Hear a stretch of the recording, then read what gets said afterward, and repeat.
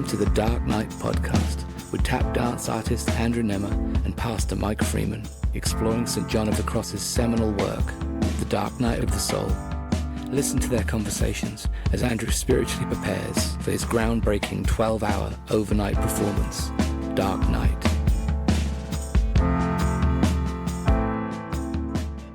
I mean, if you were to define for someone what is the dark night of the soul, at this point, how would you define that? So the working definition that I've been using is it's the experience of life during which the things that we use to orient ourselves to the world are stripped away. Okay, yeah.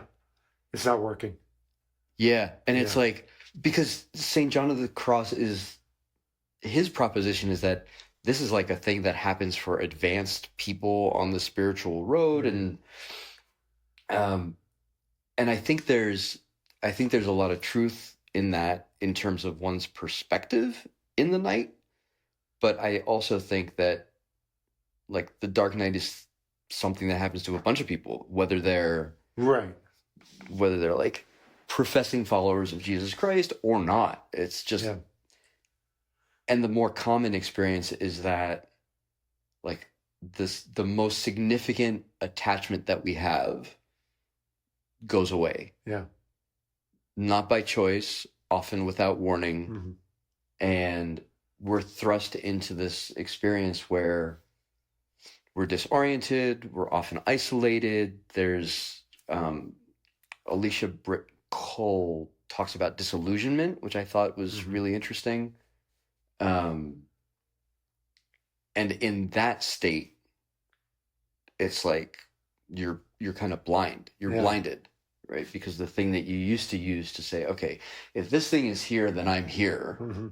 That doesn't exist anymore. Right. That's a really long definition. Yeah. Well, it's those periods of life where it's like you know, it's almost like where, you know, you're driving through the countryside and then you have no reception. Yeah. It's those blank spaces, you know, between towers or whatever, and you're just in the blind. Yep. Maybe that's not a bad definition. That's the analogy. Yeah. Being in the blind is a great disconnect. Yeah. And nothing that you normally would use to reestablish connection is happening. Yeah. Which doesn't work. And now this is actually just part of, I think this is part of Rabbi Starr's, I think this is her introduction prior to launching into it. Prayer starts to dry up on your tongue. Sacred literature becomes fallen leaves, blown away. Meditation brings no serenity anymore. Devotion grows brittle and cracks. The God you bow down to no longer draws you. Yep. And so she says it is a wretched limbo. Yeah. Which can last for years. Yeah. You know, so the wretched limbo, but being in the blind, maybe that's really what we're talking about. It's those times in which, like you said, it's not like the unique purview of believers, which that's kind of ironic because I think most who say I'm a follower of Jesus, you know, and gung-ho for the gospel would say this would in fact be a contradiction to what it means to be a believer. Yeah. Being a believer means you don't have these troughs anymore. Everything is just high. We're just bumping. It just depends how much we're into the American prosperity gospel thing. Totally. And of course, if you're not, then obviously we become Bildad and Zophar and Eliphaz accusing. Because obviously it's some sin you've committed which has done this. Yeah. And the dark night is that, no, we live in a place where sometimes we have no connection. Yeah. It's like there is no Wi-Fi here. I mean, it just seems like that's probably our best analogy. And you're cut off. You can't call out, nobody can call in. Yeah. Well, it's like all the places that you would go to seek that connection are then tainted with some bitterness or some kind of like, you know, when my dad passed away and I'm kind of walking through this with my mom and they were married for 50 years. And this is like, my dad was my mom's greatest kind of orienter. And she now looks to the other people in the family to for consolation. Right. And none of them landed. Right. Like, not a single one would show up in a way where it provided the same kind of thing that she was missing. Yeah. Right. And I think there's truth in that, regardless of one's faith disposition as well, where once you have that severing of connection, any other place that you go to for the sake of reestablishing that is tainted in some way where it doesn't do the thing that you're looking for. Right. And then you're set off with a choice of, like, do you keep trying to go back and reestablish what you had, or do you move forward with, I think, at least the thing that I can think of, or the thing that keeps coming up for me, is just this idea of remembering or holding to the things that you know are true, even if you're blind to the reinforcement. Right. Yeah. Yeah, I think that's what I, the thought struck me that your mom was trying to replace a husband of 50 years almost with composite characters, where I guess a composite character in film is where you take multiple characters and combine them into one. Yep. This is the reverse. Yes. We're trying to get a community in composite form to represent your to hold the same orientation. But that would explain why. I mean, I've known many who likewise married for decades. Yeah. And then the family's scandalized when the grieving widow turns around and gets married again really quickly. Yeah. And it's like, well, because that's the only way you can even approximate someone who can live 24/7 with me and function somewhere. I feel sorry for the guys trying to do it, I guess, but it's like, but hopefully it's somewhere within the spectrum of that that orientation spectrum, that need. Yeah. But well, going through the first three chapters, and so I read this one last week, and then read this one, and then I read through this one again, and I just did chapters 1 through 3 as far as the reading. Same. Yeah, and this is the thing that I'm struck with is I found that this time through, I hadn't really connected before that this is all reflection on this poem. Yeah.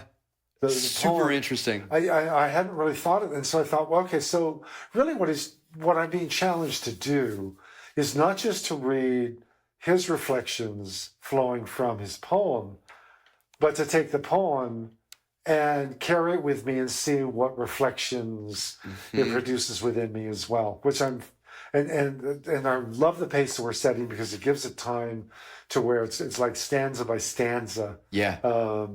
And then eventually we'll have, I'll have the whole thing that I can carry with me.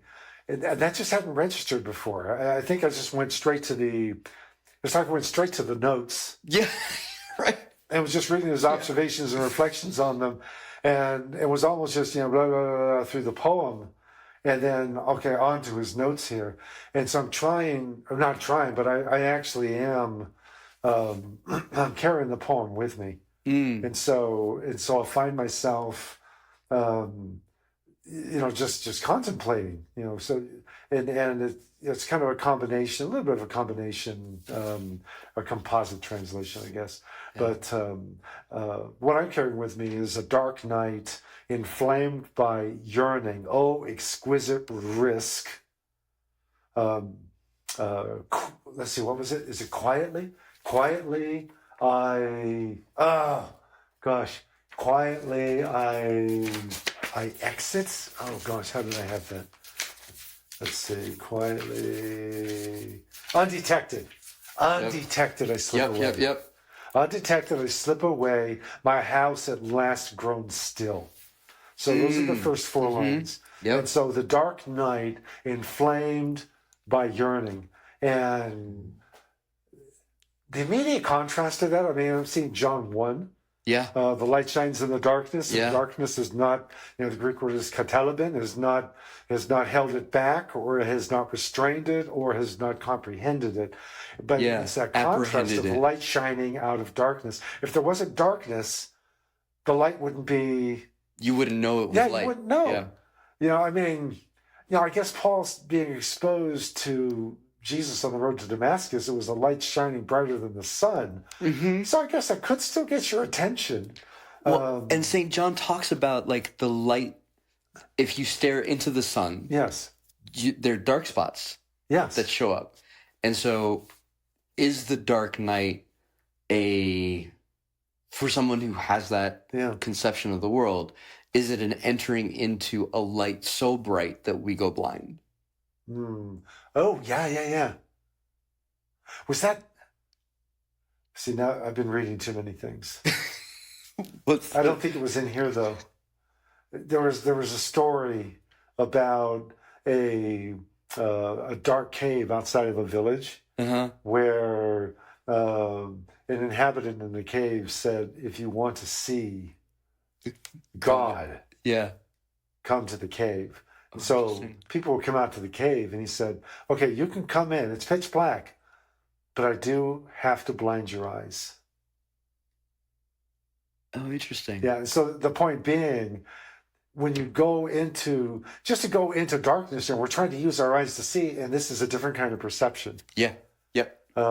Which reminded me of Lawrence Kushner tells the story of the fog off Buzzards Bay. He and a friend were sailing, and the fog rolled in. Fog messes with all of our sensory input organs, distorts sound, disrupts vision, and so completely disorienting. You want to get out of it as fast as possible. But his point was, God dwells in the thick darkness. God is revealed in a cloud, it disrupts our senses. And so I encountered that story years ago, and so I'm constantly encountering people, of course, in ministry. People are saying, I feel like I'm in a fog, I need clarity. Would you please pray for the fog to lift? And I would tell this story, and I would say, God will clear the fog.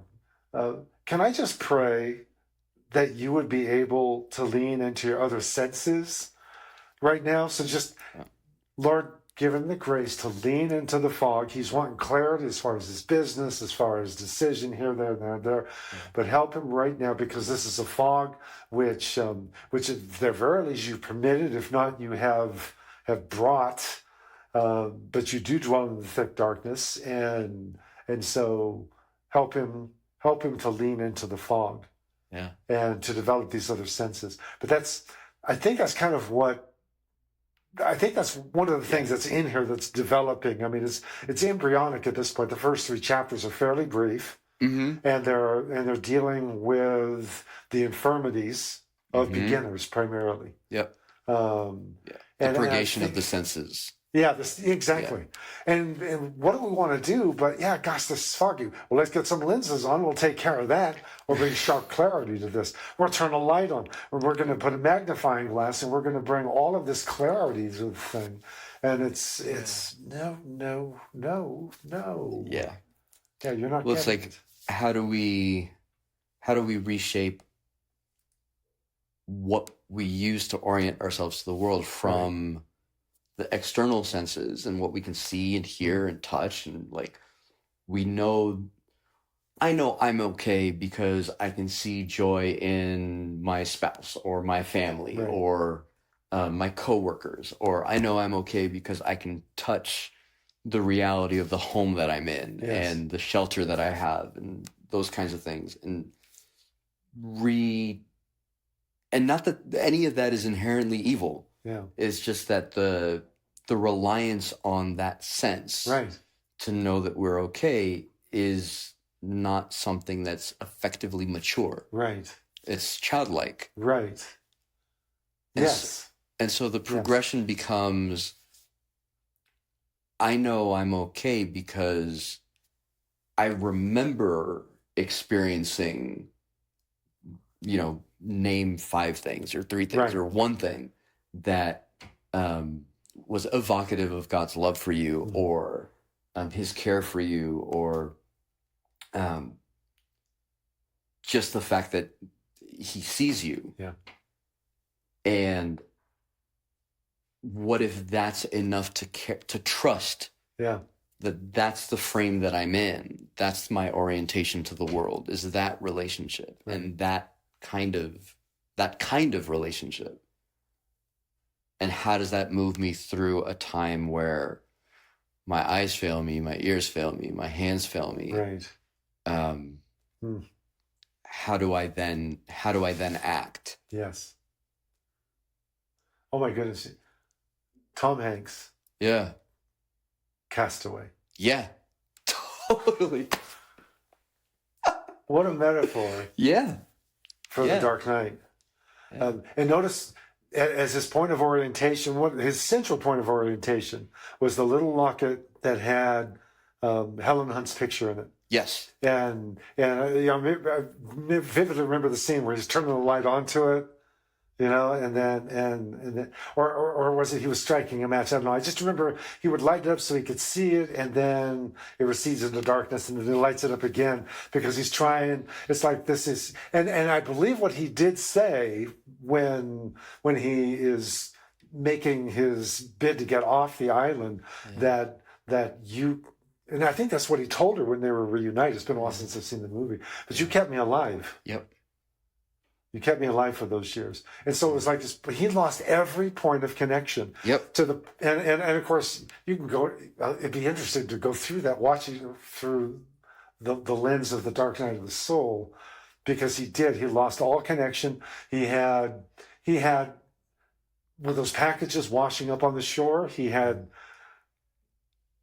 at least something to work with, but and then Wilson, of course, but notice when he gets off the island, there's another period of disorientation. He loses Wilson, and he's out in the middle of it. It's like now he doesn't have anything. Maybe that's where the real Dark Night of the Soul for him, because on the island there was at least a point of orientation. Yeah, he had Wilson. He had consolation, so he adapted. Work. Yeah, but now he's out. And he's got nothing, and he's running out of everything, and he's truly, genuinely alone. But so again, in the blind. Wow. Yeah. Yeah, you remind me, like, with the boxes running, like, washing up on the shore, it's like that was his reminder that he still had a responsibility to work in some way. Yes. Yeah. Right? There are packages that still need delivering. Well, that's right. And that's what that's what he did. Yeah. And he had one package, he delivered package to deliver. And there's an interesting scene at the very end of that movie, because in Hollywood style, you would suspect that he delivers the package and maybe he gets invited into the home, and it was like, you live happily ever after with this new person that you found. Right. And they didn't go that way. No, she's not there. She left him, like, the connection happened. He delivers the package, but then he goes back to the intersection and stands in the middle of it and says, okay, now what? Yeah.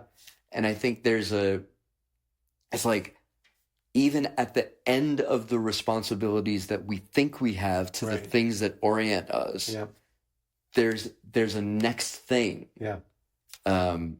That we have the freedom to decide what to do in. Yes. That I think can be daunting, but also can be kind of adventurous in a way. Exactly. But see that, and there it is. There's the poem, right? Because on a dark night, inflamed by yearning, oh, exquisite risk, which is it's like, this is the unknown. Yeah. And this is so evocative of the Song of Songs, particularly chapter 5, where I slept but my heart was awake. Yeah. and my lover is grasping the door, or he's knocking at the door. She gets up because she first doesn't want to get up, and then okay, but I'm going to get up, and now she's afraid he's gone, and I reach and I'm trying to open the door, and it's like a nightmare because my hands are dripped with myrrh, so I can't get a grip, and I can't get the door open, and it's like no, open the door, and then she opens the door, and he's gone. My lover was gone. Oh, wow. And so I run through the dark streets seeking my lover. Yep. And I meet the watchman of the night. Yep. And I say, have you seen my lover? I'm seeking my lover. Where has he gone? But it's very like evocative the of that. guide of the And it seems like she was roughed up by some of those watchmen of the night, which is, again, the risk. You're stepping out at night. Yep. You're vulnerable. Yep. And you don't know what's going to happen. Yep. And that's the... maybe that's something that's lacking in a lot of our spirituality. Thinking on the Christian landscape is that there's such a high degree of predictability. Sure. That we or assumption. Or yeah, well, right. But it's almost like we're trying to give people. An assumption of predictability of this is what your experience is going to be, and and I think where this poem and the reflections are, well, they're just taking us in a radically different direction. It's like, okay, just throw all those things out the window. There's no that's like Tom Hanks on the plane before. Yes. Boom. Yep. He had no idea that was coming, and suddenly you're just launched, and that's what life does. And so, I guess what brings on the dark night is not necessarily, it doesn't have to be as dramatic as a plane crash. It doesn't necessarily have to be cancer. It can be any number of things or combination of things that just serve to completely discombobulate and disorient you, where you just don't know where you are, and we want to get out of that so quickly, and yet. This is, I think, is really encouraging us. Well, why? Yeah. Why? Don't seek to get out so quickly, and ask why it is that you're longing. And I think that's the thing that I was struck in here was, I remember just seeing this one here where it's it's kind of a counterintuitive picture. Okay, this is still introduction. That's the funny thing. Introductions to works like this are longer than the works themselves. Right. Which reminds me of C.S. Lewis saying, I can't actually read St. John of the Cross. I'll read somebody talking about it instead. Go back and read yourself. But it's where, and I can't remember if it's chapter 1, 2, or 3, where, okay, there we go. The grace of God is just like a loving mother. So this is chapter 1. Grace kindles in the soul renewed warmth and ardor for serving God. Through grace, the soul discovers sweet spiritual milk. This is like 1 Peter 2.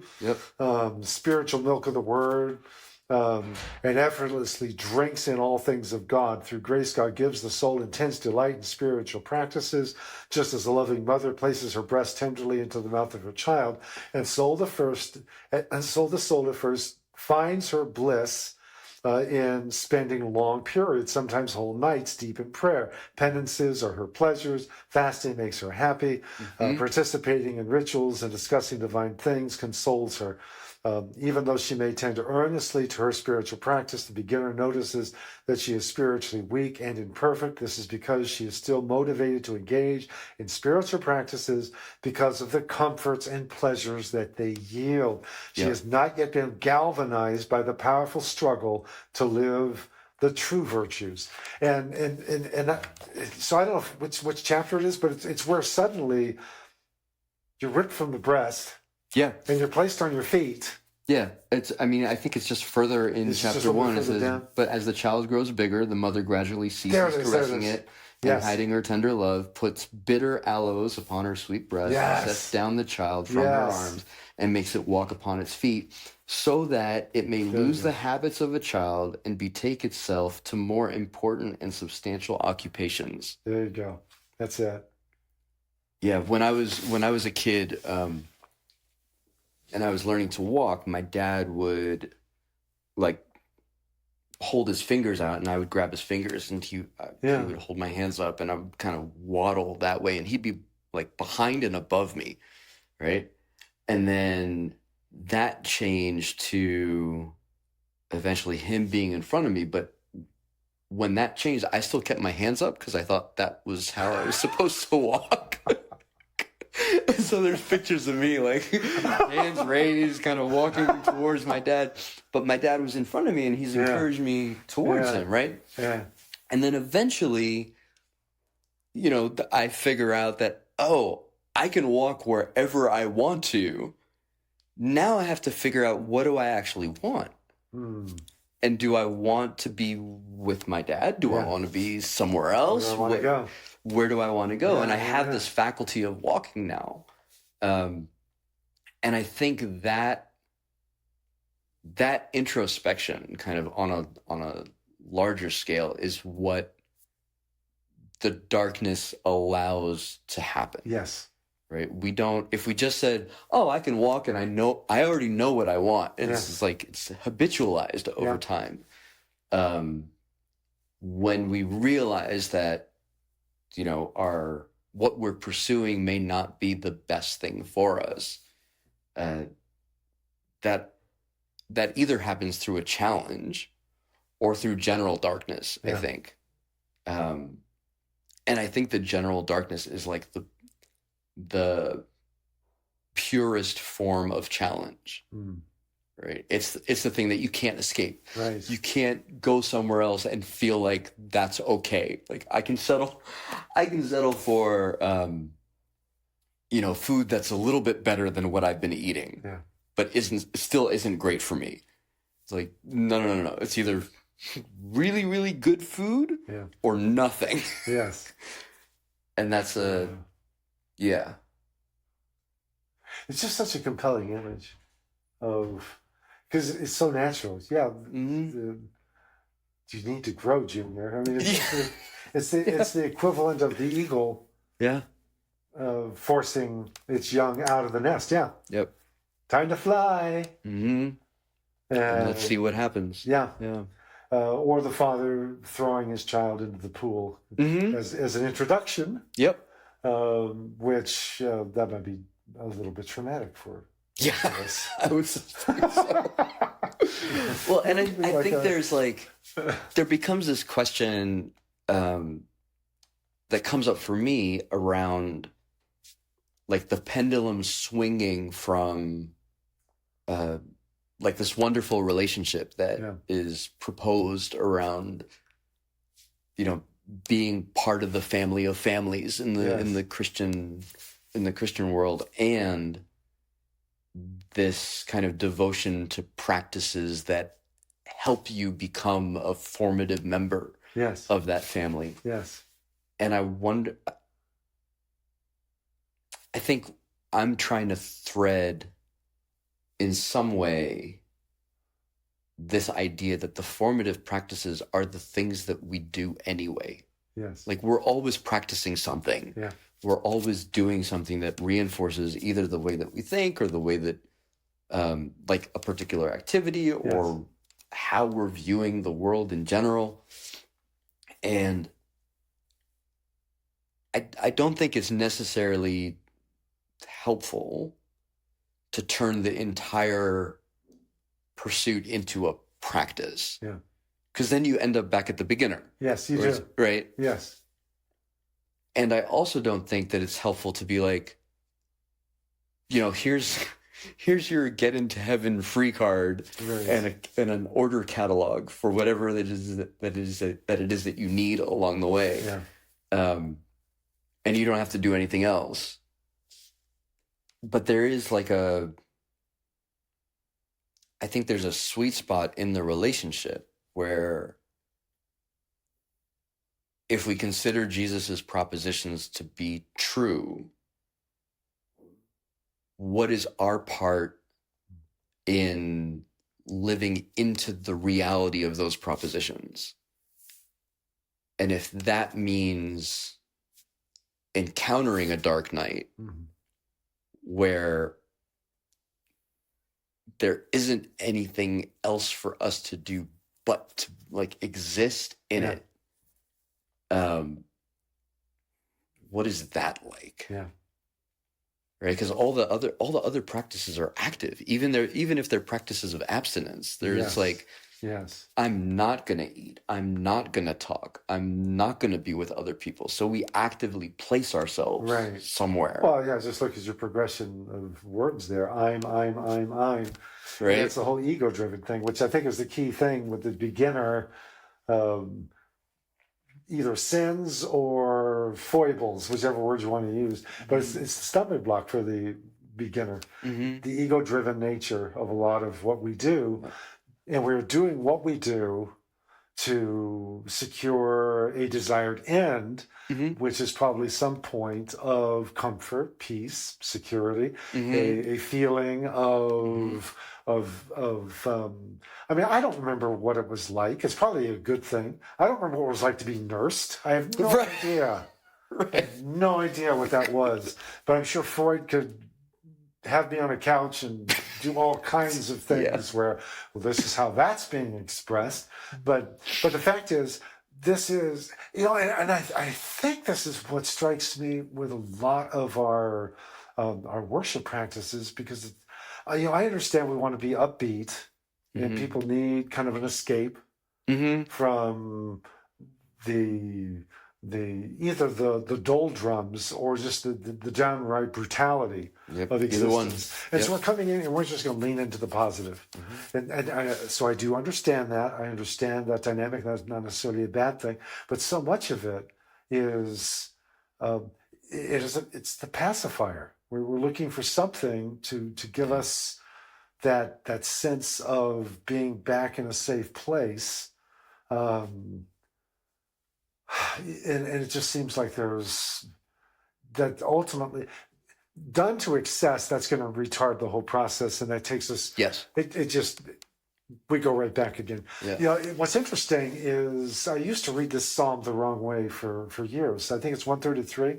I do not set my mind on high things. Right. Okay. Lord, I am not arrogant. I'm not high-minded. I don't desire things beyond myself. But like a weaned child in the arms of its mother, like a weaned child is my soul within me. O Israel, put your hope on the Lord both now and forevermore. And I got the picture of a nursing child. No, it's a weaned child in the arms of the mother, which means I'm not there because I need to suck on her. There's something else which is drawing me into that connection. And that would be John reclining in Jesus' bosom. He's not trying to nurse Jesus. John, stop it. That's nasty. That's an image. Gosh. Oh my gosh, stop it, John. Okay, that's it. You just have to go, Peter, you guys switch. John, other side of the table. If you're going to try to latch on, we're done. We're done here. But that's the picture of the psalm is this contentedness of connection and relationship that has transcended the need for mother's milk. It's actual love. Yes. And I missed that for years just because, like, I see child in arms of mother, and immediately think nursing mom. This is not a nursing mom. Well, and I think there's a difference between, if we think about some common church practices, like there's a difference between worship that is attempting to uplift, right, and worship that is simply a reminder of the reality that we assume to be true. Right? Or that we... that's a good point. That we have organized our lives around, trusting that it's true. And I think that... Because there's Norman Vincent Peale, and there's kind of like that cross-section of Christianity is the kind of faith that can predispose somebody to a positive outlook, right? But that predisposition isn't necessarily the same thing as manipulating our mind into positive thinking. It's seeing a reality of the world that places things in positions so that when darkness comes and Yes. we go blind, there's still a vision in place of a reality Yes. that can guide us in the darkness. Yeah. That we say, okay, even though I can't see, Right. I still believe that God is real. Right. And that my conception of God is reflective of what I know was revealed in Jesus Christ. And so if I still trust that, even though I can't see, Yeah. that changes how I walk through this. Right. It doesn't mean that I don't grieve. It doesn't Exactly. mean that I don't turn back and still like scrap for consolations that aren't there anymore. Right. But it does mean that there's something that allows me to willfully turn towards the darkness and Right. move in that direction. Yeah. And endure it for however long it might be. And even like express St. John's like, oh, happy chance. Like, here it is. Like, oh, wow, that's intense. But, Oh, there's a response. right? Yeah. A response to the cancer diagnosis. Oh, happy chance. Cool. Exquisite risk. Whoa. Undetected. I now step outside. Yeah. Wow. Wow. You know what that is? That's Psalm 22. Oh, interesting. Psalm 22 is Yeah. that blend. I mean, if you remember the words, I've never memorized Psalm 22, but Jesus evidently did. At least many people think he did. That he had the whole. They have him reciting the whole thing. Which, okay, I don't know if he recited the whole psalm in between gasping. With each gasp for air, he's reciting. That might be a bit much, but yeah, my God, why have you forsaken me? Why are you so far from saving me? So far from the words of my groaning. That's dark night. That's in the blind. Yeah. Oh my God, I cry out by day, but you don't answer. By night, and am not silent. And so, yeah, no reception, nothing. Yet you are enthroned. Yep. As the Holy One. You are the praise of Israel. Notice how you are the praise of Israel. So he's seeing connection with a larger community. Yeah. Right now he feels a bit isolated from that community, but that's still true.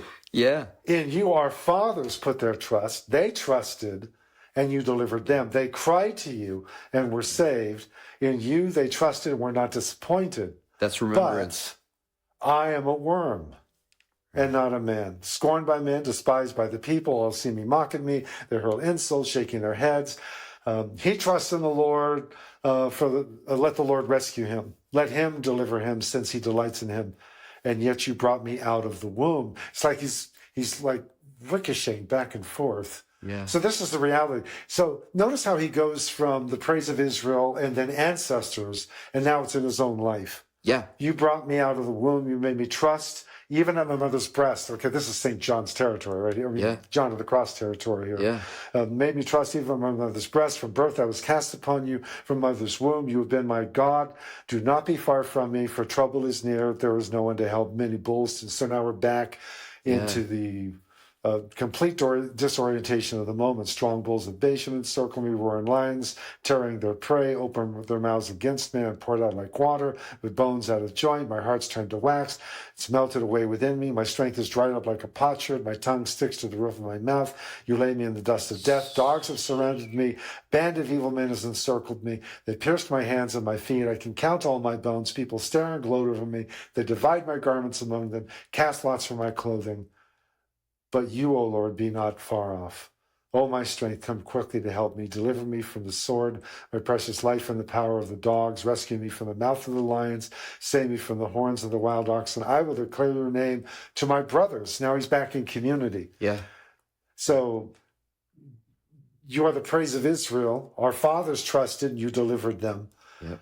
You made me to trust on my mother's breast. And yet in between all this, back into the present, and then, but you just see this progression. It's a recalling, and it's when Mel Gibson's The Passion came out, Yeah. and people were getting a glimpse of it. With test audiences, they said it was just far too intense. Yeah. And so it was, at least, the story goes that is the result of that was to create pockets of air where you have these more pleasant memories. Yeah. And they could extend from a prolonged scene with his mother, where it's about a chair and a table, and how she's saying this will never catch on, and so forth. So a lot of humor. Then you're back to the present moment, or Mary Magdalene. She's remembering her first encounter with Jesus, which the Passion has her as the woman taken in the act of adultery. But there's one time where Jesus is just remembering being at the table. Yeah, with the disciples, and whether it was the last night or any night, it doesn't matter. He just there's no dialogue. Yeah, he's just looking at the table and he sees his friends. Mm-hmm. That's this. Yeah, that's what this is here, and it's not escapism as much as it is in a period of disorientation. You don't have access to the reality of those things anymore, but your connection, right? Yeah,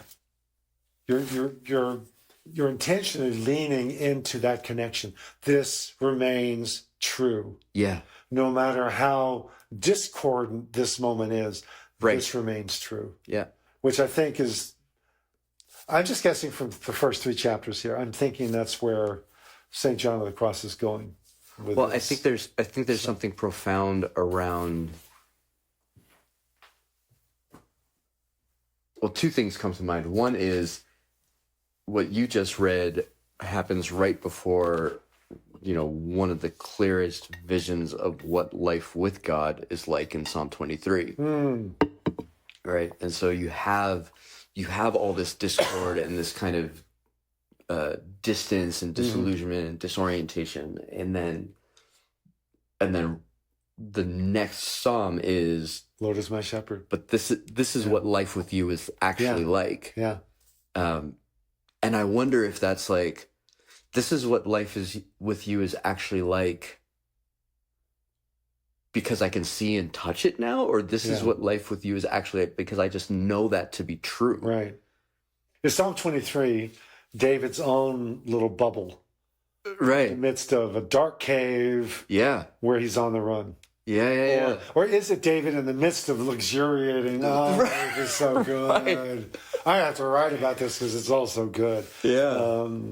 That's a good question. Because, there are Psalms that have those ancient prescripts to them that says when he was in the cave. Right. Or when he was being hunted by Saul or whatever. But that does make you wonder because we don't have a historical context. So when did he write that? But the point is that was a reality that he experienced and could put to words. Yeah. And why would you put it to words unless... And when do we read Psalm 23 typically? Psalm 23 is what you recite when you're putting somebody into the ground. Really? Oh, yeah. Oh, interesting. I didn't People want the Lord's Prayer in Psalm 23. Oh, wow. Yeah. Okay. So... For a lot of people, it's kind of like, my wife hates organs. Okay. To this day, because the only time she ever experienced organs was in the context of funerals. Yeah. Okay. So, no, it doesn't take me anywhere good. Whereas I grow up in a Presbyterian church. My mom took us downtown because we had a pretty decent organ at the Panorama City Presbyterian Church, but she would take us to the Presbyterian Church of Hollywood. Okay. So North Hollywood. Yeah. And spectacular piped organ. Oh, cool. So to me, it's transported. Yeah. I listen to a lot of soundtracks, and Hans Zimmer's soundtrack to Interstellar. Oh, yeah. Those are actual organs. The whole soundtrack is built around organs in the UK. I don't remember which church, but see, that transports me. Yeah. Sure. And I think that's what this memory does for David. Because why would you record this psalm? Because you want this to be portable. Yeah. Because you're going to need this as a reminder. Yep. But that is interesting that for the most part, I'm having such a good day, I'm going to recite Psalm 23 today. for the most part, no. You might do zippity-doo-dah, zippity-day, my, oh my, what a wonderful day. Or going to Oklahoma, oh, what a beautiful morning. Yeah. But for the most part, when I say the Lord is my shepherd, I shall not want, which is interesting. Yeah. We go to that when life has gotten really dark. Yeah. To try to find comfort. Try to remember. Really, yeah, exactly. Well, and I think so. The other thing that came up as you were reading Psalm 22 is just the multitude of relationships. Yes. Right. The community, his friends, Israel writ large, him and God, and that idea that they're like, even in the midst of his situation, him with forefathers, right? There are other relationships that he can hold on to or remember that this is true, even though my personal experience right now doesn't seem that way. Yeah. And I wonder about the dark night being something that kind of attempts to orient relationships in a particular order. Or so when my personal experience with the Dark Knight basically was triggered by a single phone call where I started to doubt everything, like relationship to work, relationship to family, relationship to personal relationships. And it seemed like they were all like weirdly organized. I had burnt myself out at work. My folks seemed to be unhappy in a way, and like I had landed in this work situation that they didn't think was really healthy for me. And then I was in personal relationships that all felt like they were pulling from me instead of giving, and both those ideas are very transactional. And it all came to a head in one day. And it took about 3 years, I would say, to like find a different orientation. And in the midst of it,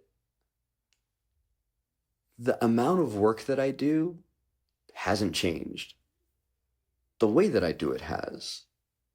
The connection I have with my folks hasn't changed. But the quality is not necessarily the right word, but it's like the substance of it is different. The nature of it is different. And the same with the way I kind of navigate personal relationships. It's not that my attention to them is any different. Right. But what I hope for in the nature of them is substantially different.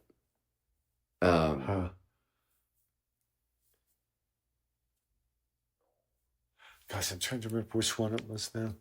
Rob Bell had the old Numa videos. I don't know. Have you seen any of those? Oh, really? Yeah. Oh, gosh. Do you have? I've got the old tech DVDs. Nice. But they're also probably all on like YouTube and what have you. Okay. But there's one of them that, boy, that reminds me. If I can find the name, I can either give it to you or just give you the name. Sure. But it was I frequently. Gosh, let's see here. Let's see. You've not seen any of the Numa videos? No, I don't even know what those are. You know who Rob Bell is? Yes. Okay. Wow. Yeah, but I think I know Rob Bell from like the controversy. Right. Well, this precedes that. Yeah. Yeah. Gosh, I don't know if I've got the. Yeah, here it is. Today. Oh, and it's got a cup. Yeah, this one right here. Today. Amazing. That's the one. And so this would be kind of like spoiler for the whole thing, but it's really well done. His videos. This might not be a bad one just to watch. just so you can say, okay, I've now watched a Rob Bell Sure. video. I know what this is. It's Nooma, which is the phonetic spelling of pneuma, which is breath, spirit. Okay. Yeah. Greek. So I mean, these are short bits. It's like a spiritual teaching, and it's generally done with creative visuals. Sometimes it's a story that's told, and those visuals sometimes he's narrating something, and the video is telling a story as he's doing the narrating. There's a lot of creativity with these. But this one here, it starts off where, and that's why there's a coffee cup here, because you have a guy waking up in the morning and he's kind of stumbling through the house, and he gets his cup of coffee, and then he's just staring out the window at the sun. Mm-hmm. And the next thing you know, you see the cup dropping and shattering on the floor, and he is bolting out the door, running. Okay.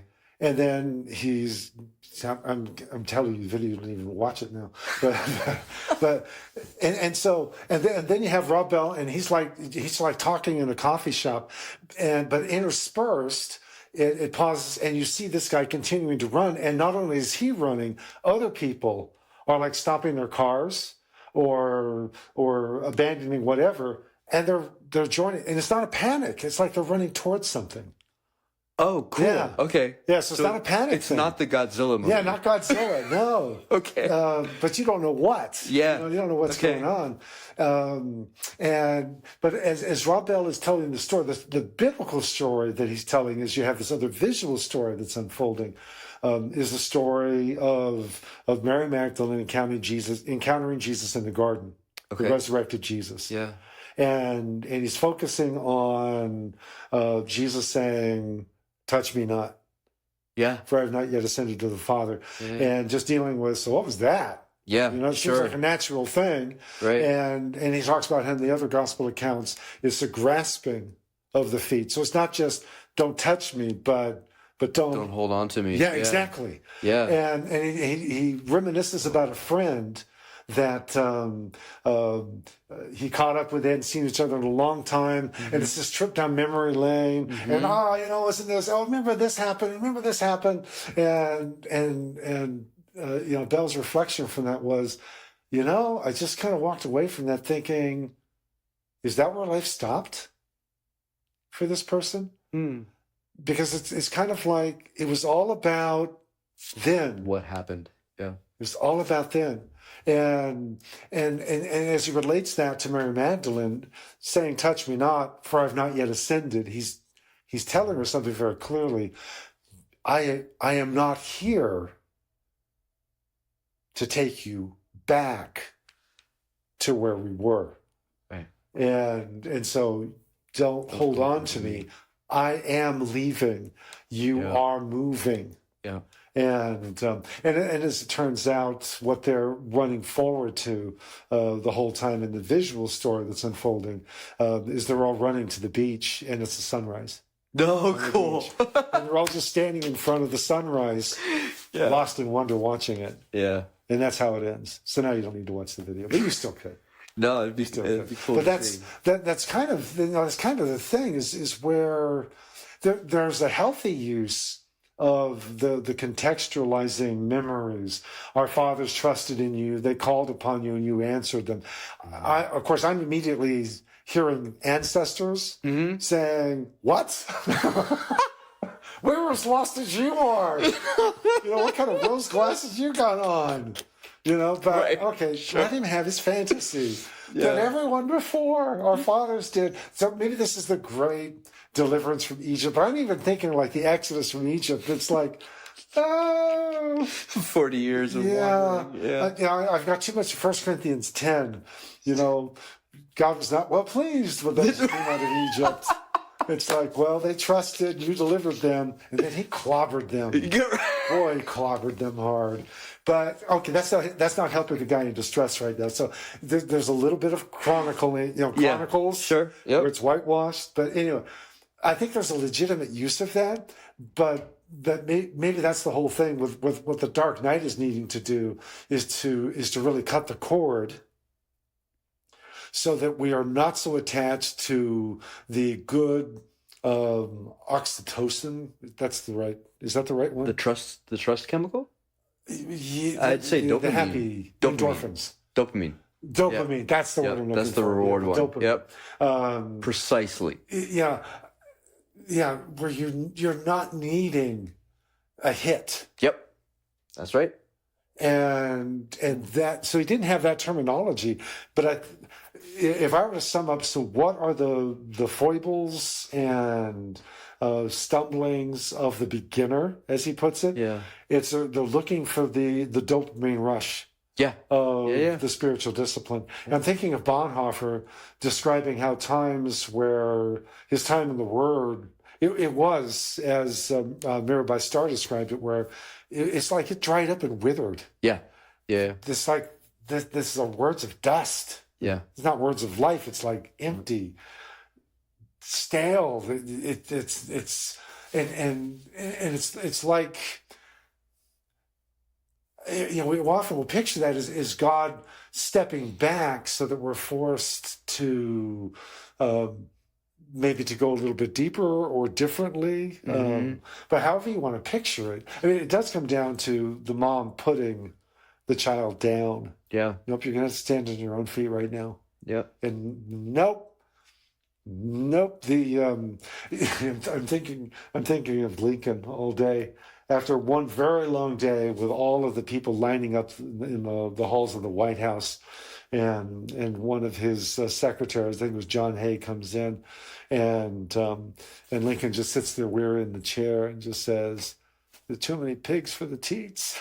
Oh, gosh. Yeah. And so sorry, these teats are not available. You're just gonna have to find sustenance. Yes, time for you to find sustenance, and that's the whole wilderness connection. Yeah. Why is the wilderness a stronghold? Because that's where I am forced to dig. I can't rely on the easy. It's not Happy Gilmore with his happy place. Right? No. Yeah. Well, and it's like Jesus going off in the desert for 40 days. Yeah. And that happens right after he's been baptized. And so he goes, and it's there that he gets to find out who he is. Yeah, exactly. Right? He's tempted. There are responses, and with that in place, you can move forward, and you have some kind of, that was the foundation. You have some kind of feedback loop for yourself. Yeah, where it's like, instead of my own life, I can pick any number of occasions where I was tempted and did not make the right choice. Yes. You're like, if I live from those memories, it's recurring failure, right? If I want a different thing, then there has to be a new foundation. There has to be a new kind of interaction with the world where, even in spite of my own habits, I make a different choice in the moment, even when I'm squeezed. Right. Beyond my own strength, if you will. And there's a shift. Even if it's a 1% shift, right? Yeah. There's enough for a different path to be on. Yeah, so have you read the book Atomic Habits? Yeah. Yeah. Because he talks about that. That's one of the analogies in there. Totally. You get that plane taking off in New York, and it's not a radical course shift. No. It's just the trajectory. Just alter a few degrees, and you're ending up on a totally different continent in the world. That's all it takes. Just a little bit. I don't know if this is pertinent or not. But a story just flashed in front of my eyes, and it was from Barbara Brown Taylor. Where do I have her books? I think I've got them. Okay, yeah, here. I think it was in here, Leaving Church. I think it was here. So, I mean, you can keep talking. I'm just going to... Well, I think the other thing that comes to mind when... if you're talking about, like, the foibles of the beginner... There are, I think there's, at least I want there to be equal attention for those who aren't conscious of the fact that their actions and their thinking are part of a spiritual life that is forming them, and that their encounter with a dark night will be equally as formative, even if they're not consciously engaged with this prior to. And I wonder, I think for part of what I'm hoping for with regards to just this project on a whole is that there's a framing that's invitational to the reality of the spiritual life and how this experience functions in that. Yeah.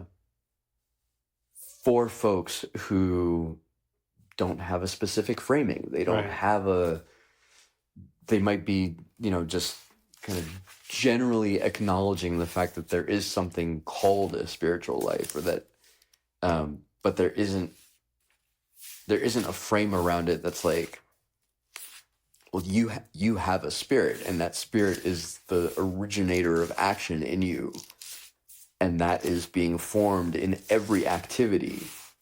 And so if that spirit is requiring of a dopamine hit every time it does something, it's going to be a pretty fickle spirit. Oh, it is indeed. Right? Yes. And yes. But if it's moved on to, the idea of oxytocin and I think it's oxytocin, the trust chemical, where it's like, this is just the reality, and I trust these things to be true, and so my actions are more geared toward intrinsic reward than extrinsic reward.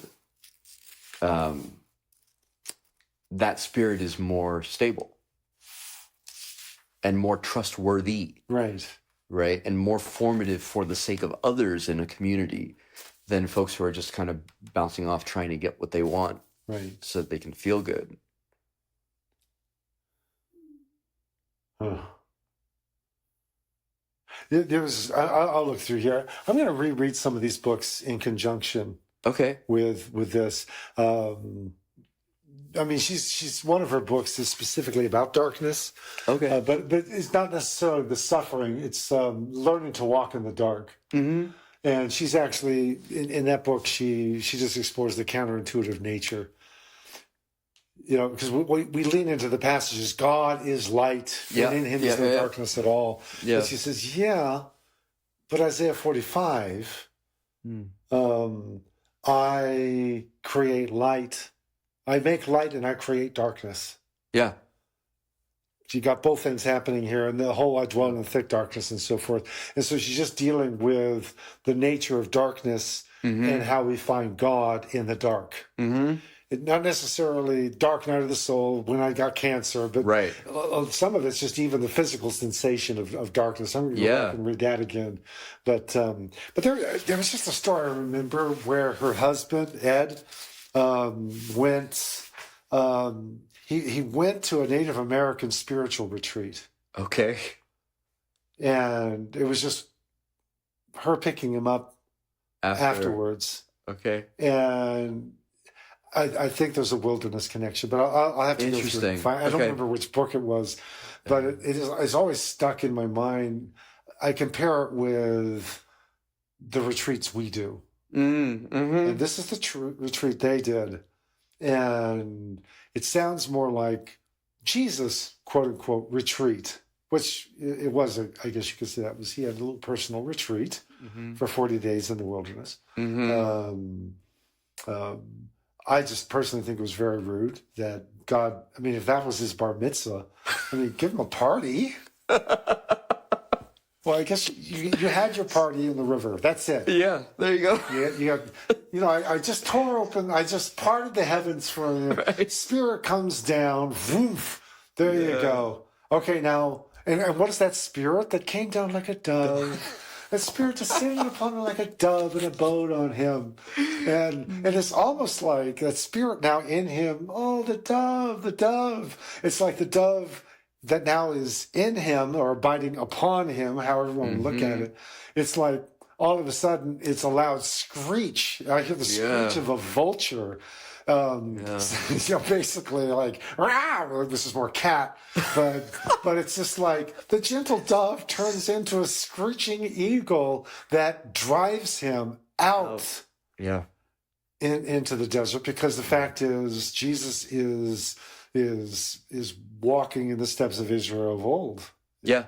This is the same path. You go from deliverance in the river to for them it was a 3-day journey right into the wilderness. Took a bit longer than that, but still the time in the wilderness, which for him, instead of their 40 years of failure, was his 40 years of being tested in the same ways. 40 days, yeah. And like you said, he learns who he is. He sees who he is. He sees who he is. Which we're not comfortable with typically with our Christology, because Jesus always knew exactly who he was. Right. And that's what so offends us with like the last temptation of Christ or anything. Well, even The Chosen, where you have Jesus working on the Sermon on the Mount. And it's like, what? He's practicing. He's practicing. And he's got Matthew giving suggestions. So what do you think about this way of starting Matthew? Right. And Matthew says, that seems a bit abrupt to me. Yeah. You might want to start with something not quite so abrupt. Don't slap them. And there's something about, like, I mean, so from a position of a teacher or someone who's trying to bring people into a particular world, even if you know way more than the person you're trying to bring in, what are the points of invitation into the process that you're in so that they can partake in what it is that you know to be true? Yeah. I think that's, for me, that's might be how I tend to reconcile all those ideas, where it's like Jesus didn't have to give up not knowing everything to be able to invite other people into the thing that he's doing. Yes. And in the same way that God asked Adam and Eve, right, where are you? It's not that he didn't know. Well, sure. Right?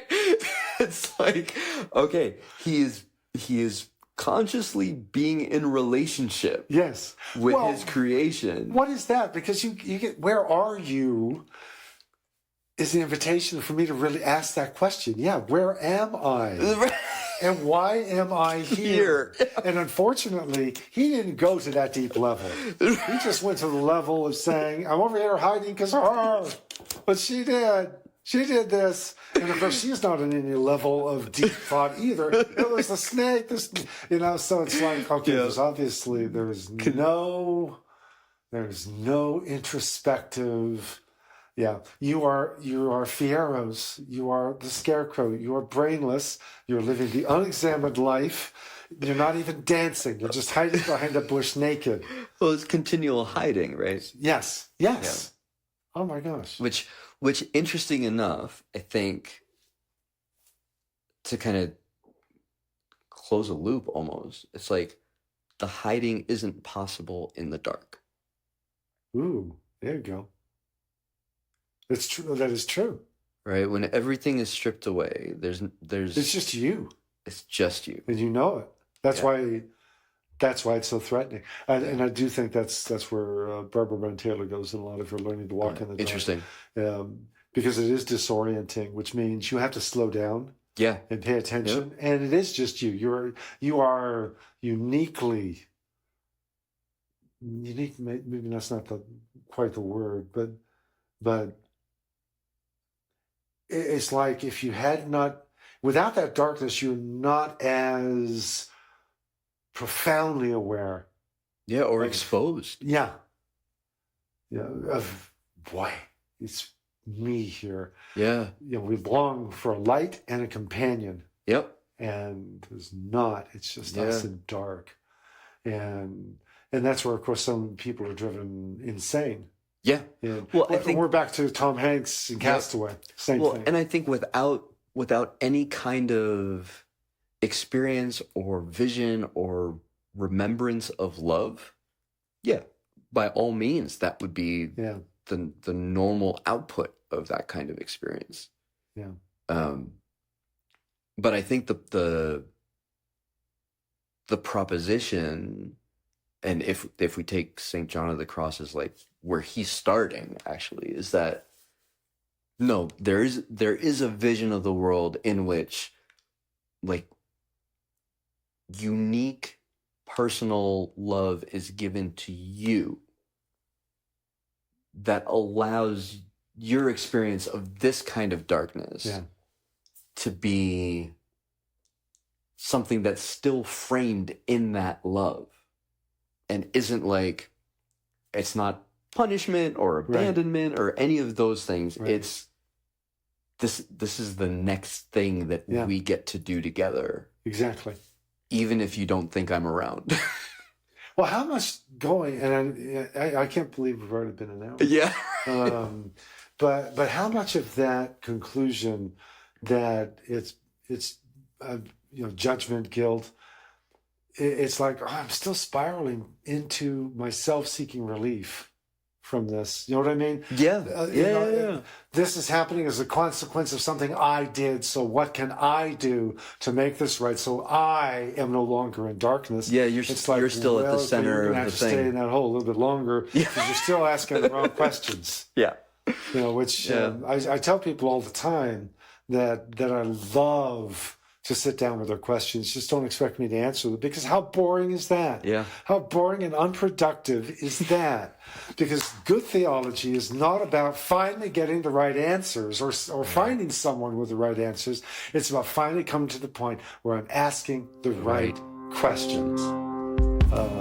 So cool. This is really fun. Thank you, Andrew. Thank you. That's great.